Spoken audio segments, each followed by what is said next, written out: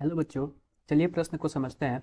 प्रश्न है उभय दंतुक नाभिक स्नेहियों का सही युग्म है। तो बच्चों आइए विकल्प देखते हैं। विकल्प ए दिया हुआ है, बी दिया हुआ है, सी दिया हुआ है और डी दिया हुआ है। तो बच्चों सबसे पहले हम प्रश्न की मुख्य अवधारणा को समझते हैं कि प्रश्न की मुख्य अवधारणा क्या है। मुख्य अवधारणा। तो बच्चों हम प्रश्न की मुख्य अवधारणा में ये समझेंगे कि उभय दंतुक नाभिक स्नेही क्या होते हैं। तो प्रश्न की मुख्य अवधारणा हमारी है उभय दंतुक नाभिक स्नेही। उभय दंतुक नाभिक स्नेही। उभय दंतुक नाभिक स्नेही। नाभिक स्नेही। तो बच्चों बच्चों ऐसे ऐसे ऐसे लिगेंड जिनमें दो अलग अलग दाता परमाणु होते हैं, इसमें क्या होते हैं, दो अलग अलग दाता परमाणु होते हैं। दो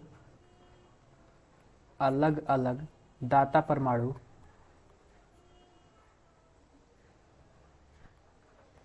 परमाणु होते हैं।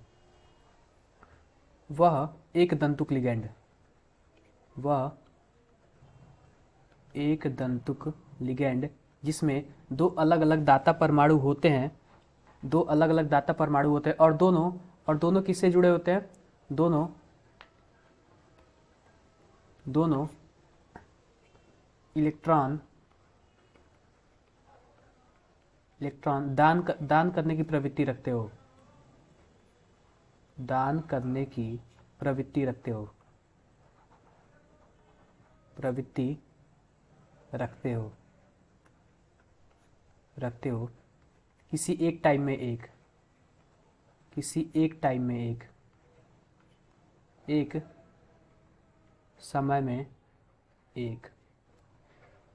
मतलब ये हुआ कि वह दाता परमाणु जिनमें दो दो दो तरीके से अपना इलेक्ट्रॉन दान कर सके।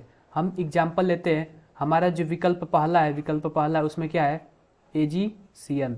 तो इसमें Cn हमारा क्या है, Cn हमारा नाभिक स्नेही है। ये क्या करता है, ये C के तरफ से भी इलेक्ट्रॉन को दान कर सकता है और N के तरफ से भी इलेक्ट्रॉन को दान कर सकता है। ऐसे ही KCN में भी Cn है, तो Cn इसमें भी कुछ इसी प्रकार होगा। तो बच्चों ये हमारा पहला विकल्प सही होगा। बच्चों आओ हम विकल्प दूसरे की तरफ चलते हैं। विकल्प दूसरा हमारा है RC⋯COOAg। इसमें क्या है, तो RCOO माइनस ये हमारा होगा उभय दंतुक नाभिक स्नेही। लेकिन इसमें एक बार में एक ही तरफ से इलेक्ट्रॉन को दान करेगा, तो ये हमारा विकल्प नहीं होगा। तीसरा विकल्प हमारा है AgNO2। इसमें अगर हम देखेंगे तो नाभिक स्नेही जो हमारा होगा NO2 माइनस होगा। ये इस प्रकार कुछ होता है, N double bond O single bond O minus, कुछ इस प्रकार होता है। ये एक बार में O की तरफ से भी दे सकता है, इलेक्ट्रॉन दान कर सकता है, और N की तरफ से भी इलेक्ट्रॉन दान कर सकता है। तो ये भी उभय दंतुक होगा। और चौथा विकल्प देखते हैं AgI। इसमें जो I होता है यह उभय दंतुक नहीं हुआ, क्योंकि इसमें एक ही परमाणु है।